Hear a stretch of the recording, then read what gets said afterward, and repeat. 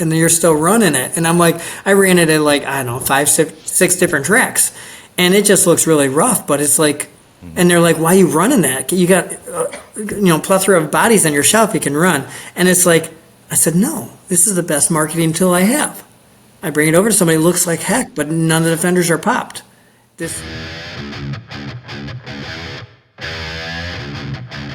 Welcome to RC Underground Radio. We're racing toy cars here. If you've been looking for a podcast that talks about one RC tracks, suppliers, and events, then you're in the right place. I haven't changed my underwear since the Kenman. I'm not kidding. I'm not kidding. It's I didn't the want same. to go there. It's this. And we're glad you're here. Now, here are your hosts, Ryan Retzloff and David Brinkman. I am a BB in a boxcar.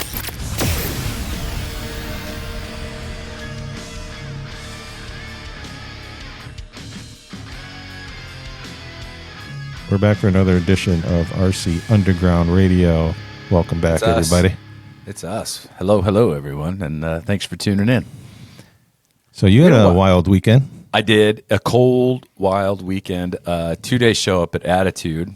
Supposed to wrap up the season, but we have a rain date, which is taking place this coming weekend. But that sounds like that's going to get rained out. But man, what a show Aaron Streblow puts on there up at Attitude in Waupun. Just fantastic. I think one of the highlights of the weekend, at least for me, were actually two of them. We had the 200-lap enduro in basically a box stock SR10. So it was really, really cool. Like, you basically bought your car, threw it on the track, and went. How many cars are in something like that? So everybody made the show. So Whoa. I think we started 18 cars, and on that track, it's a lot. And as terrible of a driver as I am, you add a few more of those and it just becomes an absolute dumpster fire. But it was a lot of laughs. Shout out to Phil Jones and Adam Rudesky, who actually sponsored that race and put that on. Phil was gracious enough to actually donate a car. We raffled one off, and some proceeds of that raffle went to a family who needed some help with some medical bills. So once again, awesome job by Attitude and Phil for putting that on. I will tell you, my body, there's not much left of her, as you can see here. We got holes in this thing. I mean, my awesome wrap is flopping in the breeze, so that body, I don't know. I don't know if I'm going to, it's kind of cool though, looking though, like it's been through all heck. So I may actually. So just to clarify for people that are listening on audio only on Spotify, he's not talking about his body. He's talking about the RC car body. Yeah. I mean, his body's pretty well shot too, but. Come on. I don't get many slam dunks. I had to take it. Yeah, but I'm actually running that SR10 chassis at Chili Bowl this year in the street stock class. So huge shout out to our friends at Wabam with the fall off spray. Great degreaser, helped get my chassis nice and clean. But it was just a great event. Super cold, made the best out of it. And, the Streblows and everybody at Attitude actually pitched in. It was racer appreciation. So all the food was free and just an awesome event. I actually stayed the night, Saturday night, which was a blast. So we just had a good time and got to hang out with all my people. So why don't you introduce who we got tonight? Shark RC Bodies. If you're anybody in the oval world, even the 1RC world, if you're into drag bodies, right? If you're into drag racing, Shark RC Bodies, Mr. Paul Peterson. Paul, we want to welcome you to the show. Thanks for coming to RC Underground Radio. Yeah, thanks for having me. I appreciate it. So, Paul, I got some questions. I don't know if this is a setup here. No. We are, I talked about it a little bit in the intro. Paul is a fellow racer, but we're here to really talk about Shark RC Bodies, and we're gonna discuss some of Paul's accomplishments on the racetrack too, because he is, really a seasoned racer. But let's talk about Shark RC and you've been on a podcast before, actually a YouTube video with JB Trickle, which was very enlightening to kind of understand more about the business. But there's been so much that has happened since then, and so many other bodies that you've created, whether it be for drag cars, dirt oval, all of that. But I want to peel it back for a moment because I'd like to understand more of like how you got into this, not only how you got into the hobby, but going out on a limb and purchasing this company. So can you talk just a little bit about that? Give us some back history. Back history. Let's see. Let's see. I have a friend, Randy Yerke. I race with him. We used to race slot cars, 124 scale model slot cars, at a place called Hanks on Beloit Road in West Allis, Wisconsin. So that's where this all went back. Grew up. My mom got me in racing years and years ago. Me and my brother. So it's just kind of tracked, So. With slot cars, it was very hands-on. You had to like create your bodies out of models and stuff. So I did that for a long time, and then I got out of it. We raced at Lucky Bob's too for a while before I officially got out of it. Then one day I was reading some emails or whatever, and all of a sudden Randy sends me an email, sends me a picture of an SC late model body, and Randy's a sign guy, so he's done, redwood signs, so he made it look really good, and he sent this to me, and I was like, dude, I was like, where? so I didn't even have a car, an RC car. I never even raced RC cars, just slot cars. So I told Randy, I said, get me one. So I had a body on order before I even had an RC car, because it just looked so cool, because I'm a huge late model guy, so I love late models. So that's how it all started. And I started racing at, I think, 42 years old, whatever, as a rookie. That was, really real late start, but slot car racer. And I have Ryan's probably seen this before. I'm a very competitive natured type of person. So I love competition, but I get really, it's just toy car racing, but yeah.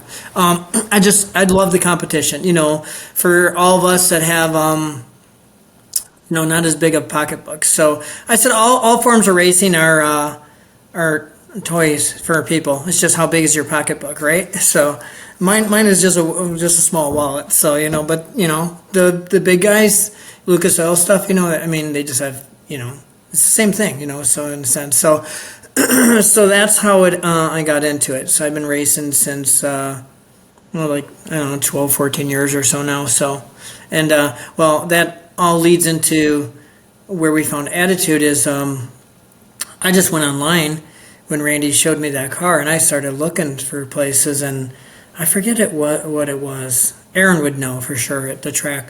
But I searched, and also I found this track on it was like, I forget if it was it wasn't a website. It was just like one of those talk pages or whatever for RC or whatever, and I was browsing because I wasn't really knowledgeable about any stuff. And all of a sudden I started looking, and all of a sudden I saw this Attitude. I'm like, are you kidding me? Waupun, Wisconsin? I'm like, that's like 17 minutes away. So then I reached out to Aaron. I said, hey man, if we come there, can we bring like some SE late models? Because they didn't race SE late models. They were racing mostly like buggies or truck classes or 4x4 trucks and stuff. So so then Aaron said, yeah, come on up. So then Randy and I came there, and we had that. And by then I've already told my brother. My brother just instantly hooked once he saw the pictures of the cars to himself. So then we kind of showed up at the track, and then we started running that class. And I think by the end of the year we had, I forget. I think the first race we already had 6 of us. I forget how many we had by the end of the year, but halfway through the year, I had obviously spent a lot more time on the computer and looking things, and I found in the day, everybody will know this old or whatever will know Bart's Parts. So Bart's Parts was I don't want to say the original because nobody really knows. Somebody always stand up and say, I was the first one to do this before somebody. Well, let's just say Bart's was one of the very early creators of it. Maybe, the original, or maybe you've seen it from somebody else, but so when I saw that, I was like, oh, SE Modified. So then I brought, halfway through the season, I brought an SE Modified and said, Aaron, do you think we can race these too? so then we helped. Attitude's an established place, and it's a real great place. We help bring like two of those classes to the track, and obviously now they got sprint cars and Midwest modifieds and amateurs and amateur mods and so on. I mean, it's just, it's a great place. Ryan's been there, he knows. So, yeah, so that's sort of how I got into racing and how we got involved with Attitude. So yeah, there. So I can ramble on for forever if you guys will let me. So No, and do it. But okay, so you get into this and you're deep, right? Like you're deep into it. You're running, a mod. You're running the short course late model, which is an awesome division there at Attitude. So when did the Shark RC thing come into this? When did that come into play? Because it's obviously grown really big now. Little kid, my mom got me into like freshwater fish. Okay, and then as I grew older, I got into like saltwater fish, and then I love the Caribbean and snorkeling and stuff like that. So we had our little group with Randy and my brother and me, and there's Jason. Jason came a little later at Attitude though. He wasn't there right in the beginning when we did. It's Jason. It's just to clarify. Just 1 second, Paul. Just to clarify, it's Jason Walecki. I've been saying it wrong. And apparently, Matt Murphy has been giving me some heat on it about saying his name wrong. So it's Walecki.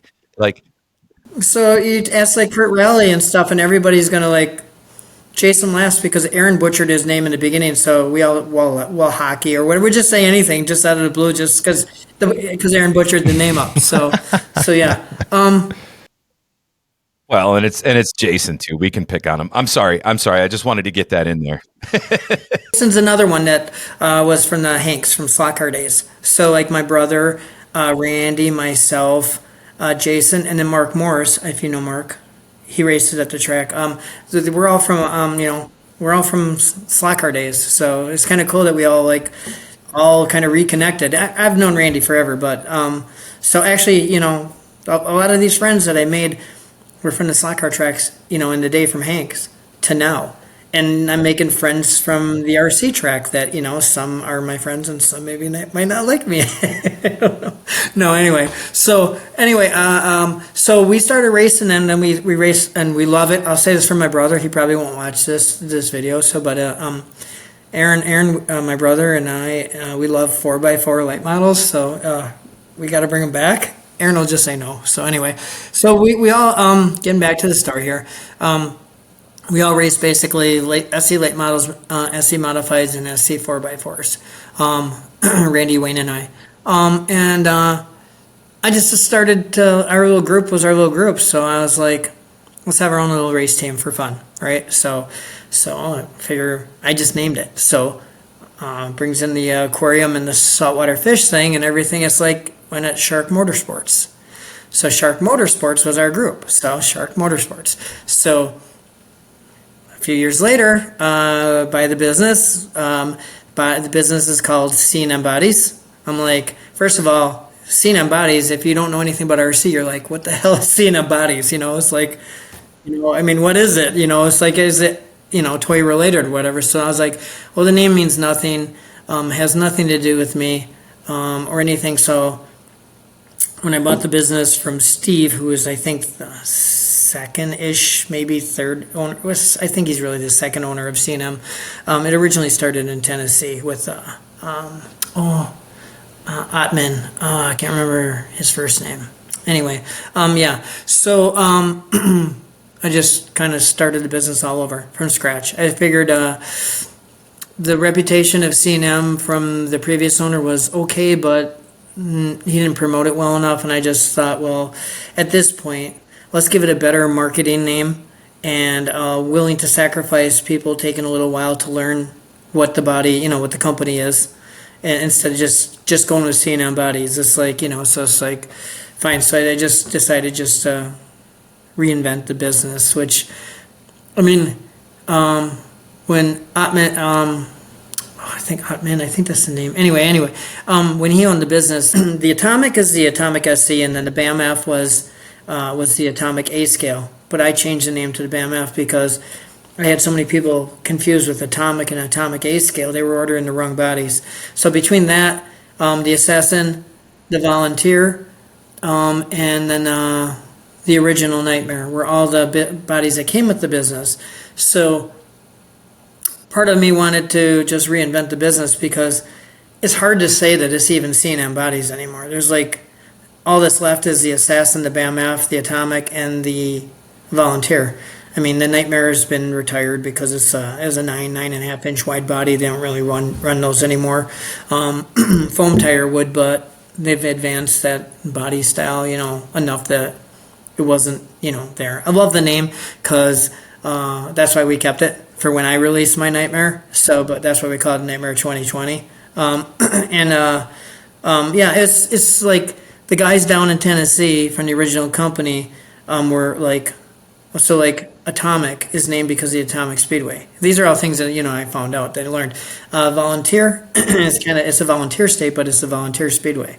And then the Nightmare was named because the guys all know Jimmy Owens, and Jimmy Owens is the Newport Nightmare. So that's where that kind of name comes in play, and I kept it because it's just a good name. So so that would be how the naming and everything happened with the business. So I hope I'm not boring everybody with that.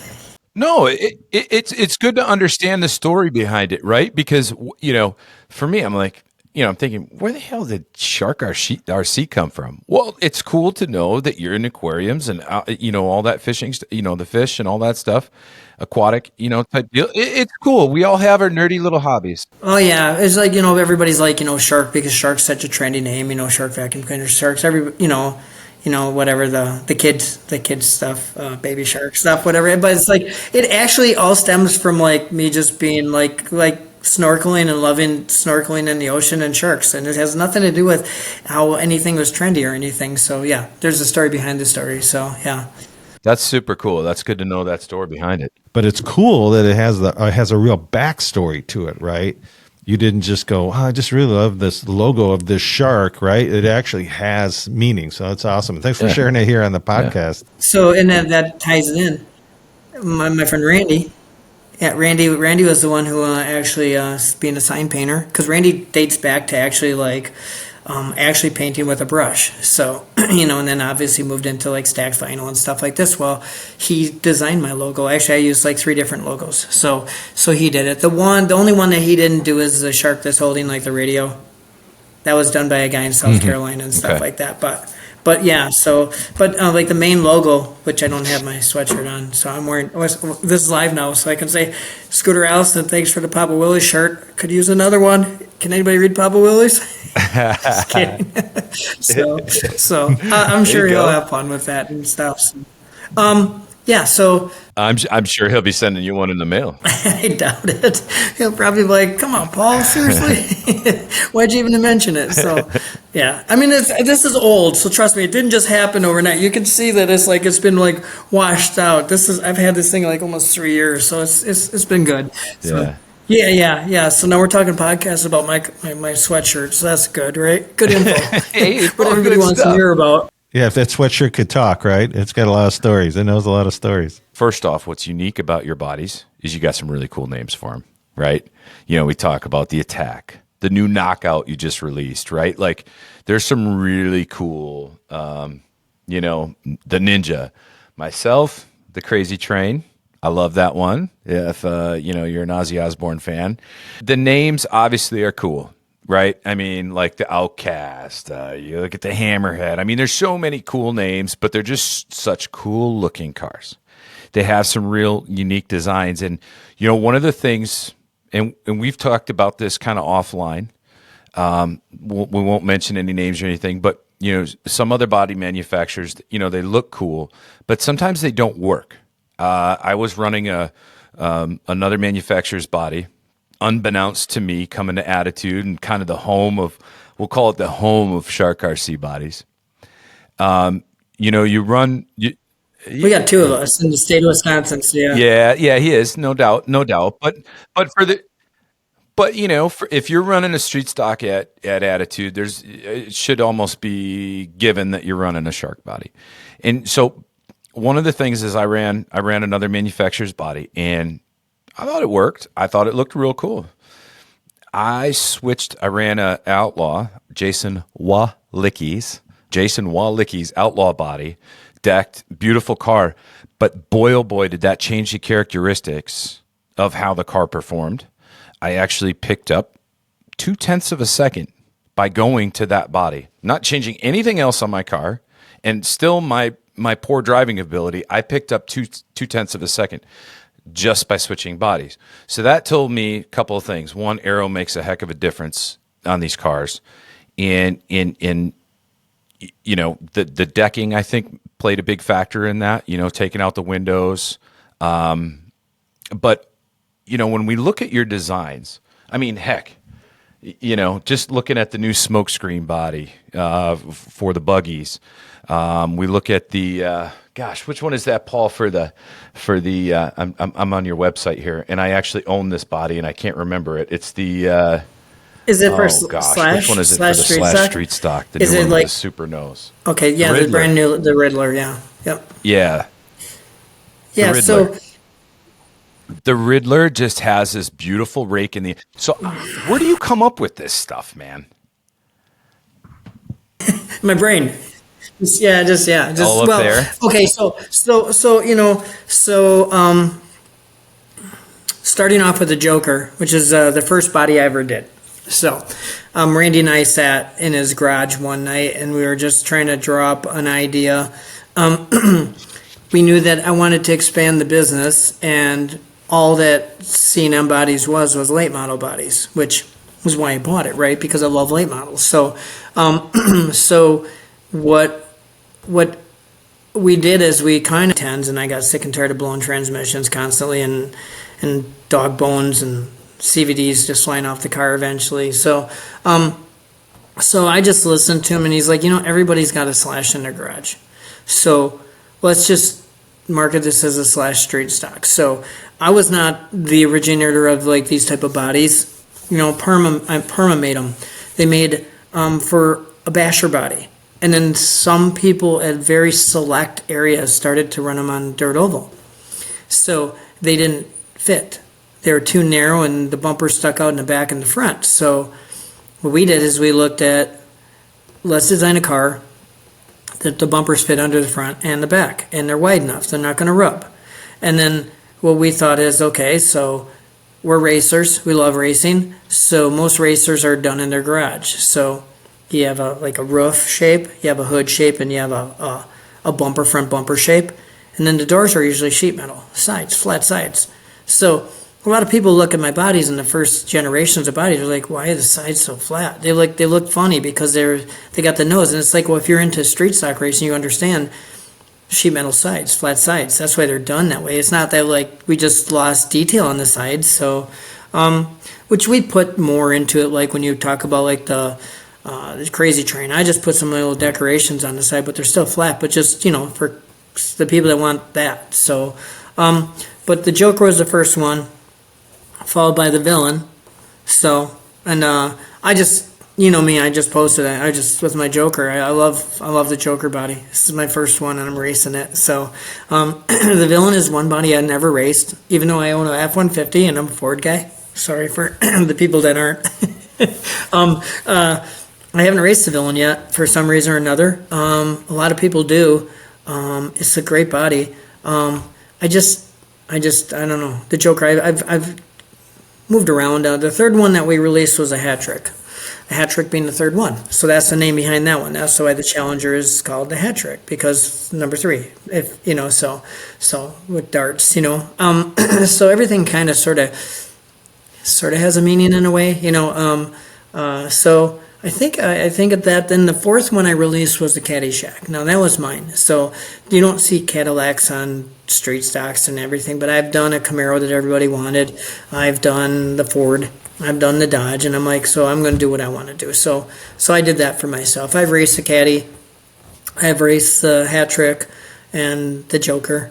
So I don't recall off the top of my head what the fifth one was. So, but I won't go through the whole 43 body list. So when they got released or not. So, but you know, there's one out there that's called the Shaggin' Wagon, and it's about, you know, I've had people like just bash it and stuff. And I'm just like, it's a boat. It really is. It's just huge. But it's like, some people love it, and it's like, it's a real pain in the butt to pull. That's why I was out of stock for a while. So how this all happened is I had a neighbor about 2 blocks down, who I just knew and helped me, and he just actually worked at a packaging company, like for food packaging. So he knew about vacuum forming. So we picked his brain when Randy and I were designing the first bodies. So the first 2 bodies was actually designed by him.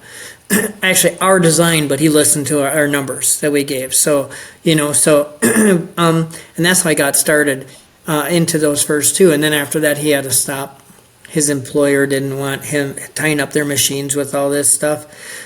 So we had to, I had to just research where I could find some stuff. There's been so much, oval people understand stuff, the drag people don't.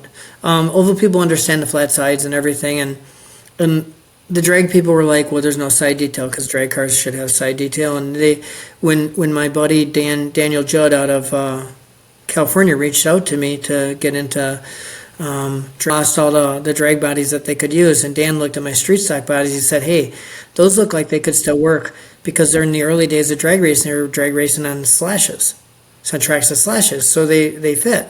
So we decided, between Dan and I, we decided to release the boss, which is Billy the villain. So we did that one first, and it went over pretty good. So the only problem is, drag racing was full of a lot of people that watched Street Outlaws. If you ever watch Street Outlaws, there's a lot of screaming and yelling and complaining. I don't know if people think that this is the way that the hobby should be, and they carry it over there. So I got just ridiculed. You either love sharks or you hated sharks on the drag racing side because they had the flat doors. I have people saying comments that it looks like a car raced and went between 2 buildings that were too close together and sheared off the sides of the car. Just like, because that's what they see. But that was part of it. They didn't understand that I wasn't fully committed to drag racing, but I was using some of the models that I had that would work. So eventually we started working our way into making more of them. We made the Scarecrow, which was the Crow, which, if you watch drag racing, is a popular car. Proline has since done a new GTO and a better looking one than ours. Ours was just struggle to do, so because it's just the people that I dealt with, that I had to deal with, were limited in making something as good as it could be.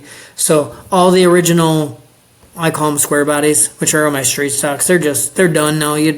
Very rarely will you see anybody running one in drag racing because they're so wide, so they don't even work, because drag racing is always evolving.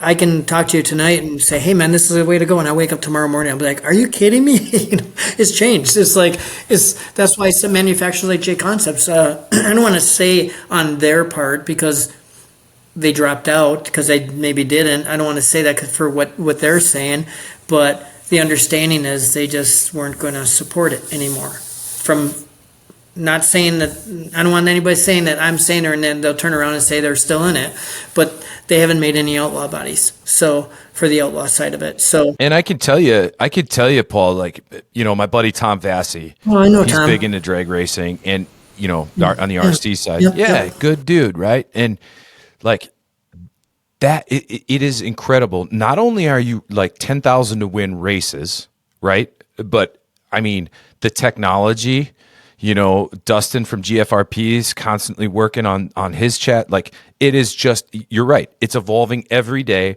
The bodies, everybody's looking for more aero. They're looking, I don't know what aero they're looking for, if it's rear downforce, front down, whatever it is, so yeah, to your point, it's constant. Like, and I can see where a guy like you, a one-man band, would get, I can see where it'd be a little frustrating because you're, like, I can't move fast enough to support the speed at which that side of the hobby is growing. I get it's amazing how it changes day by day. So, but that's all part of it. I signed up for this, so I can't complain and say, well, why is this happening like this? Because this. Well, and it's not like you've sat down Right. and done nothing about it. Like before when we were talking here, we talk about when you said like, Attitude Raceway is like Shark Central, and it's like I just I'm the type of person that I could just sit back and yes, it is and everything. But no, Greg races there, and Greg has products too, and Greg's Emmer Customs is it's his home track too. He's out of I think Cedarburg area, so he's really not that far from me, but it brings it back to like when you were talking about design. So my designs were after that. Then I think we went to do the Zero, which is the Camry, and then the Hitman I think was number 5, and that was the Monte Carlo. And what I did is that one I tried to make it more like a Nesmith sort of street stock, putting a little bit more rake in it a little bit and everything, but I didn't want to go too far because I was supporting the class, and the class is building throughout the whole country in different pockets. Over Super Street. I think it's called Super Street, whatever, on the East Coast. They run like a high center gravity chassis. They run a Just Stock 13.5, and that's all in like North Carolina, South Carolina, Georgia area, what they're running out there. And then there's the other. I forget what the West Coast one is. They're almost similar. I don't know if it's like Super Street or if it's something like that. But now those guys run real similar stuff like what we run at Attitude. So, but anyway, so making those bodies and stuff, we did that, and then like I said, then all of a sudden I made the Shake Wagon. That was later in the list, and then I made the 6-pack. So the 6-pack was based off of like a 74 Camaro, like Brewster Baker. So I wanted to start keeping the bodies kind of old school a little bit, right? And I was going to do a 55 Chevy, right? So and then the other manufacturer, I don't want to say anybody's name or whatever, but so I mean, Greg I know well enough, so Greg would be fine if I call out his name and is a positive, but with the other body came out and it was like more of like asphalt late model based. Some people think it's like NASCAR, but it's kind of more like asphalt late model based, and those took off on the West Coast, and I'm like, I can't make a 55 Chevy that's going to run with that. There'd be a select group of people that want to do that because they had a 55 or they love a 55 and they'd do it shelf queen or whatever, but it's just not going to compete. So I had to make something that was going to compete. So I tried my best to make it mine. None of the body lines really match up, so it's completely different. I decided to do the Supra because I wanted to release. I didn't want to be like a copycat or anything. When I did the first one, I wanted to make sure that it was done, and nobody calling me out saying, "Oh, you did this like this." And so I really worked hard to make sure that it was mine. And I always try to do that in all my bodies. I always try to make sure that it's just like, let's try to do it different. I mean, it's like when I went and did the Ned Smith, like the Hitman, I wanted to push it a little farther, but I was worried about that. So then, Greg made some of his bodies in the buggy side that were like more like that style, and I'm like, well, that's what I wanted to do, but it's like I don't want to like just copy it, and so I try to keep stuff looking different, and the outlaw thing, like I don't know if Greg was happy about that or not, or how it was with the body, because it's similar to it, but it's like, how do you make something different, the same almost? It's like when we did our UFO, we tried to do the late model. I tried to make it look like a Lucas Oil car, but Greg does his bodies look so good, his late model bodies look so good that I had to make mine still be competitive and look like a Lucas Oil car, but now look like his, So that's why I tried to do all that, and I think Greg knows that I work really hard at trying to make sure that they're just not clones or anything like that. So the same thing with the Riddler that I tried to do, or the smoke screen is pretty much just like people have been asking me for a long time about the Hammerhead body and the buggy street stocks since it's been around for 4 years, and they're like, it still has like a 2015 nose on it, and some people wanted like the ZL1 nose on the car. So the smoke screen is kind of like the upgraded version of what a Hammerhead. So So I'll still make all the old bodies in case somebody just loves a body and wants to race it. Because look at me, I'm racing the Joker yet. I'm racing the first body I made. So Yeah, you're running a Joker. Yeah, it's what, 2 years old, that body you've been running on there? knock on wood, but it's like it doesn't even have a crack in it. So I've raced it down in Farmer City. I've raced it at Attitude. So it's all about bracing the body. And obviously, if you're in some of the lower mains, Yeah. and you're going to hit stuff a little bit more too. So being in the, I had people come up to me when I was at PT's. I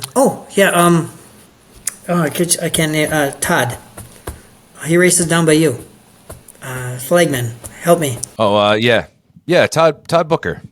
Todd Booker, yes, Todd Booker at PT's comes up to me with a villain body. He goes, Paul, both my fenders popped, and I'm like, oh, and I said, let me look at it. And I flipped it over, and I put my fist between like the front section of the car and the body, and I'm like, that whole area when you hit somebody is flexing in. The fenders are going to bend to a point where they're just going to pop. I mean, it can't support everything, So, I've raced my previous Joker body where Jason Walecki and Randy they were like, man, dude, you run a body business. This thing is looking really rough, and you're still running it. And I'm like, I ran it at like, I don't know, 5, 6 different tracks.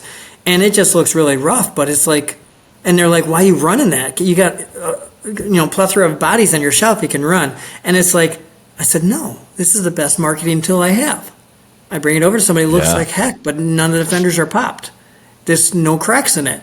So then I go to a track called the Bait Shop. Do you ever hear stories about the Bait Shop in Beaver Dam? It was only run I've for heard, 1 year. yes. Okay. Yeah, Yep. It's the smallest track possible. They only run 5 slashes in it, and that's still like cramming it in there. And I go to that track, and I pop the fender at that track.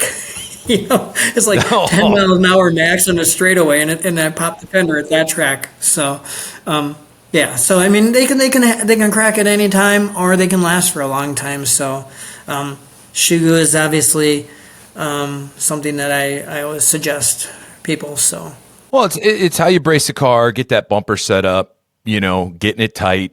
I think the bodies, they certainly can last. I mean, Again, I run your Alien body, which we'll talk a little bit about on my 1RC car. You brace that thing right, and it lasts. There's really zero issues with it, and that's the biggest thing. And you're absolutely right. Shoe glue does help. It provides some, I guess, bounce back and kind of holds everything together. If you shoe glue it ahead of time, right? If you shoe glue it ahead of time, what you get is the body can still crack, but it doesn't separate, so it still holds its integrity, But the minute you decide to let the body crack first and then you try to shoe glue it after that, it'll never seat up right. There's more of a tear involved, and it just doesn't. So just putting it there for like preventive maintenance is, the hitman. I always even mark up every body that goes out to a customer where to shoe glue it. So because there's undercuts that ended up in that body, and when you pull a body off a mold, when you have undercuts, it stresses the Lexan a little bit. So I'd rather have my customers, have the body last for them and have them come back to me after 2 years and say I'm coming back to buy a shark body, opposed to, hey, I ran this body for 6 months, it cracked, now I'm buying another body. Because after a while, that stuff happens too much. People are just going to be like, I'm going to try something else. So I like to just try to get it to last for them. So Paul, I got a couple questions for you. So for our listeners, can you just walk them through? I mean, this amazes me how you said it starts in your brain. That doesn't surprise me, because to come up with all those different styles and ideas, But my question is, how does the physical process start? Do you start with like some kind of a casting, and then you go into turning it into a car? Like, how does the manufacturing, without giving out any secrets, but how does that whole thing start, other than just being a CAD design maybe? I had to reach out and get different designers. So I parted ways with 4 different people because they weren't getting me what I needed. It's not the easiest process to do. There's not a lot of people involved with that type of, being 3D modeling that can do that stuff. Our technology is obviously changing drastically, and 3D printing's coming into it for a lot of people and stuff. And I think on the drag racing side, some of the people are doing 3D printed. I'm doing really old school stuff, so it's old school stuff that works. I guess I race my Joker because it's old and it works for me. So my business is modeled after what if it's working, keep using it. So, but I had dealt with a couple people locally, and I just had to part ways because they weren't understanding. It's a very difficult part for a designer to get what's out of my head through conversation on paper, and into a design, because the designer I deal with right now, he's not really a car guy, so so now you're taking this. Yeah, he used to be a car guy. He's not anymore, but when he's younger, he used to be. But he's not a racer, so now he doesn't understand some of the racing things that I'm asking for. I'm like, I need this for better aero, please, and especially the drag racing cars. Let's put a little more rake here at this point. I want this more blunt. I want this, and we will do. I believe it is the Black Widow, which is my Corvette body. We had 10 hours of Zoom messages just on my part of the design of explaining not even what he did. So now think about how much time he has into that thing. So people are like, why does it cost so much for molds? Why aren't they cheaper and everything? It's like, if I could design it myself and I had the knowledge myself to work these, processes, then it'd be easier because I'm not on the clock for myself. I just design it on my time, So I don't when I'm designing a body, I don't sit here and log in and be like this. It's just whenever there's free time. So there's not like always a dollar attached to everything that I do. So now with my designer, so it's like, yeah. So every time we do a design and he messes it up, and it frustrates me because it's like, click back on the clock. It's like, but that was your mistake. You didn't understand what I was saying, So and then it's like, there goes the cost. So it's the biggest thing about taking this business and moving it forward was, and this is where the drag racers didn't understand,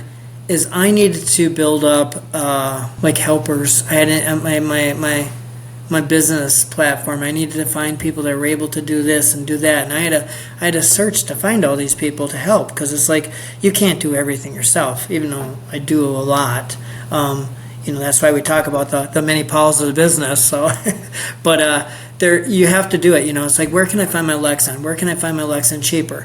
Who do I know through a conversation that can line me up stuff? And then Andy Gross, as my friend, obviously Andy at the track, and Andy worked at a company that did some stuff, and he was able to help me with a few things down the road, but then that kind of went south with that place, and I ended up going back to like my original place that I found originally. So but it's very difficult when people like on the side of the body will bash on what you did, because they don't have zero clue on how much effort, how much time, and everything it took to create a body. Like I said, bumping into my neighbor and talking to my neighbor because he works at a food packaging place, so he knew how to work with the molds, was the start of it. 1 year we all heard that Steve was selling the business. Like 2 years later, the business didn't sell, and then we just heard about that, and all of a sudden I lost my job. I said that I wasn't going to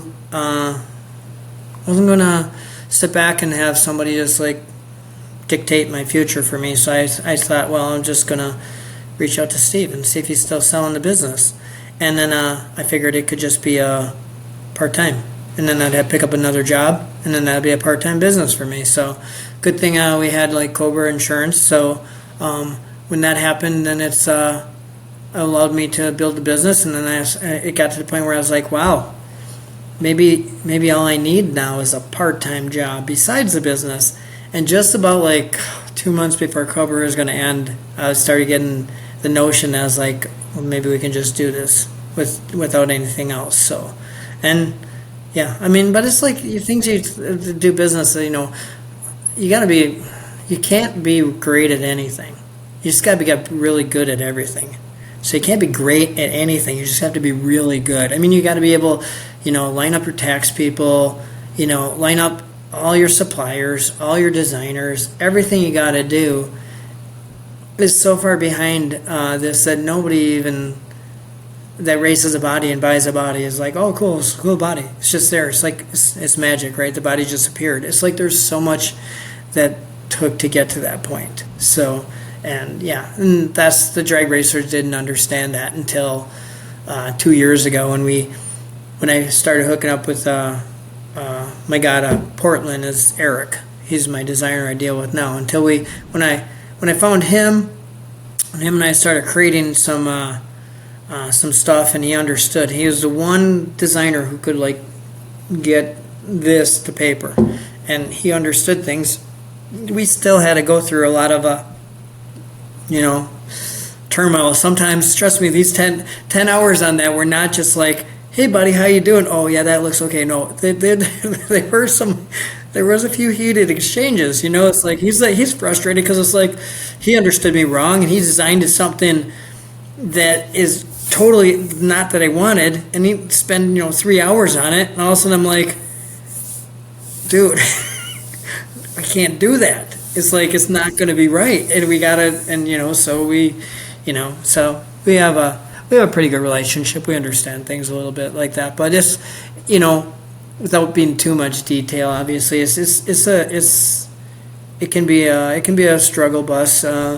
There's people want different molds. You listen to customers like, hey, I get the emails constantly. Hey man, can you make this? Can you make this? Can you make this? And it's like, I'd love to make everybody for anybody, but ultimately, there's only gonna be some that sell. And then I have some molds that just they're gonna they'll be a black hole.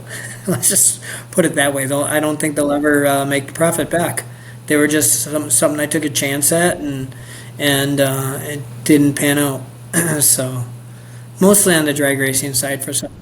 Let's take an event like RC Chili Bowl, right? Where obviously your bodies have been been very successful there, but they have certain rules, and so when does that come into the equation? When does trying to take a body that you are passionate about, it's a great body, you don't see any reason why it wouldn't be successful, but now I would imagine somewhere in that timeline, you have to start talking with these different large events saying, hey, will this body even be approved? Will it be allowed to race? I'll call them out because I blame them 100% for it.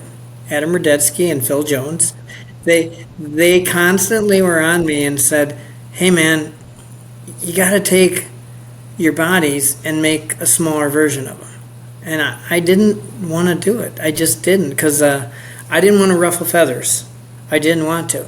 So they tried. It was, I don't know if it was 2 years or if it went into the second season. So they just constantly were like, you got to do it. You got to do it. And finally, it's like they're said, well, man, we need something new. The classes aren't. There's nothing. There's not as much push for new bodies into the class, and they felt that some of the places were dropping off. So I finally said, fine, I'll do it. So I decided to do the Hammerhead first, which is kind of it's a version of the Joker in a way, but it's obviously turns up to be a little bit different, It got some feedback from some people because it's so much wider than the other bodies, but Gary McAllister used to make a lot of these bodies in the past, and they were all based off the buggies in the old days that were a little bit narrower.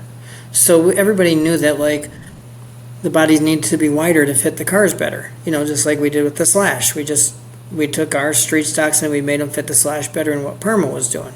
Parma didn't do anything wrong. They did a great job. I mean, they basically gave the ideas for the people to start running it, so, and I fed off that. There wasn't a lot of it, we built up that Slash class in a lot of areas but now it's like a lot of people don't even know if it's if Shark was the one that did it, or if the other body that's out now is the one that's, bringing it towards the West Coast.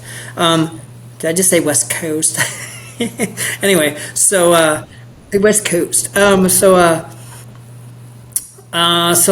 when it came to that, then it fit all the rules that it would be, because my bodies have a blunt nose. Okay, so like when you look at that villain body or the Joker body, those noses are very blunt. So there's nothing that's like you're not cheating anything up to get the car to have like a late model nose on it. They're just lives in Wisconsin. He runs a chili bowl, and he used to own Trackside Hobbies, and we talked about a few things and stuff, and he felt that like they're perfectly fine for the rules, but there was no markings on the back bumper, so for a cut line. So because like my Joker doesn't have a bumper, because in slashes we just leave them cut out.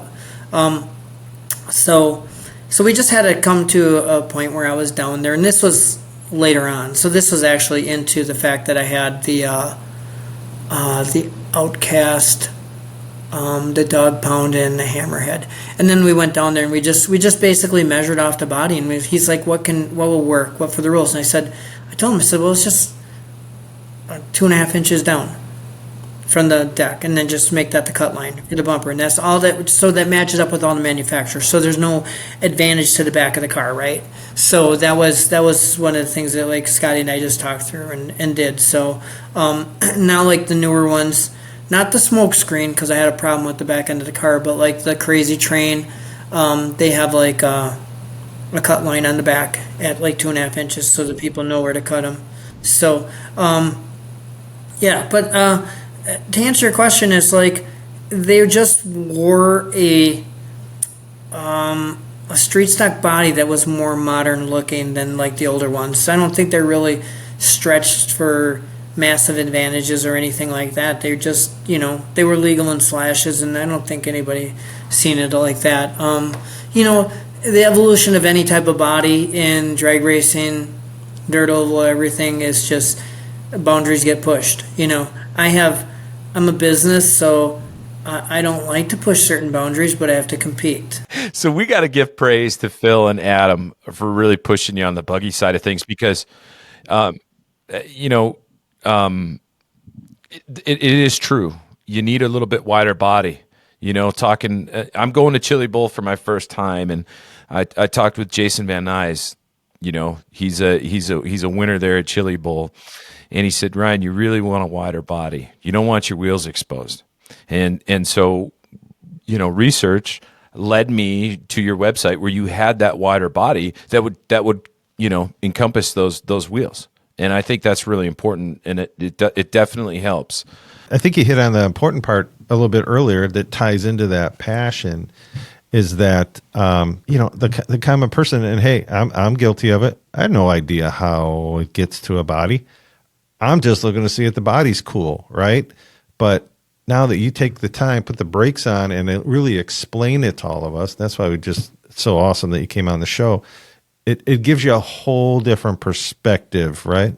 Gives you a whole different perspective as a consumer buying a body. I mean, I've been up to Attitude, and like I didn't see a Rolls Royce parked anywhere, so this has got to be a passion. It's not like you're making $1 million off of doing this. It's because you're trying to do it for the hobby, and people need to take a minute and kind of slow. Like I'm going to use a Ryanism, pump the brakes a little bit, and take time to think about what really goes into this. Because if we didn't have the Pauls of the world and Shark, could you think of how boring our cars would look? I mean, yeah. I mean, it without a doubt, and I'd bet money on this sport would not be as big as it is without guys like you designing bodies that are not only just will weather the test of time, like you said, but are relevant, right? Like the Camaro and the Mustang. I mean, that's what's out there now. It's not, like Ryan said, it's not like it's a 1976 Camaro. It's a Z1, right? It's the current thing. And I mean, luckily you can sell these things all over the country, but there's a lot of risk involved for a decent amount of reward. Hey, here's the thing. Here's the thing that everybody's got to take a look at. And I want to say this, and Paul, we've had our conversations, and the thing of it is a cool looking body doesn't make it fast. Okay. It's the driver, number one. Number two, it's how you get your car set up. When you get past those two things and you've got that somewhat perfected, now you really have to start taking a look at aero. If you jump on Paul's website or you're able to look, I mean, some of the raking on these cars, right? I mean, you're creating downforce with a lot of these designs. And that is super important. Again, I told you I ran a different manufacturer's body. Thanks for calling me out on that too, Paul. I ran a different manufacturer's body. I jumped in to an Outlaw, a decked Outlaw. It, again, 0.2 of a second. And it's not because I'm a better driver because I bolted that body on. No, it was the body doing the work for me. So some places, you know, a decked car isn't going to work. You know, I picked up the new one from you. I bought a deck. I'm going to hold off on putting that in until we try it. We're going to run it at trackside. You know, we're going to do some things with it. And, you know, so it can look cool, but it's got to work from an aero perspective. And that leads me right into, I got to talk 1RC for a minute. So that leads me right into that alien body. That body is wicked. Now, let me tell you about what I do with my alien, folks, if you're listening. So my alien, I'm a 1RC. I do not have it decked. I have all the windows in it yet. It is incredible from a downforce perspective. It does dirt late model things. I'll leave it at that. How you position it, whatnot. And, you know, they take a lick. You know, when I love the folks at 1RC for everything they've done, but those bodies, if you don't have them protected right, you're going to be cracking fenders and stuff like that. Whereas with Paul, you get the right bumper on that car. It's almost virtually impossible to break. You put a digital fabrication bumper on there, and you have nothing to worry about with that car. You know, one of the cool parts about 1RC is the realism, not only with the bodies, but the chassis themselves, right? And so we've got other manufacturers that make a really cool looking stock car body. Our friends at NOB, super cool. You know, Paul chose to take it in a different direction and really make that thing look like a dirt late model. You know, even more so than 1RC did with theirs. And this body, I'm telling you, you just set it on the bench and you look at it and you go, oh, that looks sporty. But what's even better is when you get it on the car and you start to figure out what this thing's doing. And especially if you're running foam, I mean, that thing just, it looks incredible out on the track. But what it does for downforce, if I could just turn consistent laps, I'd be better. But I did haul in fast time with that puppy. And that's, I'm telling you, it's a lot of it has to do with body. Well, and being a track promoter, you know, I have to put that track promoter hat on and say, yes, it is allowed at the RC Underground. It's just another reason to come race at the Underground. I want to talk about too, because, you know, it's important that folks listening and watching, they understand something too. So you're making all these bodies, you're doing all this cool stuff, but you're also a racer. And so just for those folks out there, in the last 8 years, you've took part in at least 179 competitions. You've raced 2 classes. You've been to 14 tracks where you competed at least against 524 other racers. You overtook 362 of them at least once. You hit the podium 196 times with 86 wins. So pretty darn impressive stats. I looked that up on RC Garage. This RC Garage, man, that's a great website. Yeah, don't look me up, Paul, because you'll see I got nothing there. But so 86 wins. So we're talking to a real wheelman here, and I think that's important that people understand. Let's be honest here, though. Let's be honest. The numbers padded a little bit. He said 386. 100 of those were you passing Ryan. So 1/3 of those were you just passing Ryan. It's been a blessing because he and I haven't been in a qualifier, in a qualifying main for quite a while. So it's good. And you know, I even Sunday in the B main, I actually pulled my car off because I had some issues with it. It was turning right. I didn't want to wreck anybody's race. So yeah, I would say probably 100 of those were passing me. Well, I was just going to say, you know, Paul, I think it's important for our listeners and watchers, viewers to see that, hey, not only does this guy, manufacture these bodies, but he's racing them. You have that in your mindset, right? So you're always looking. You've got 12-ish years of racing behind all this, and that's really what's driving you. And then also listening to your customers. You're at the local tracks. Well, hey, Paul, listen, man, we just want to thank you for taking the time to be on this show and really give us some insight about, what all goes behind developing, promoting a Shark RC body, and all the cool ideas that start up here, and then having to bring it down on paper, and then ultimately into the plastic or the molds that you make. So we just really thank you for kind of really explaining all of that to us. I also want to thank you for being a great racer with me this season and teaching me a little bit. It's been a lot of fun, and also thank you for that Shark Alien body, because it's awesome, and so just really glad you did that. But yeah, just can't thank you enough for the time that you spent with us tonight, and hopefully we can get that Shark RC name out there a little bit more.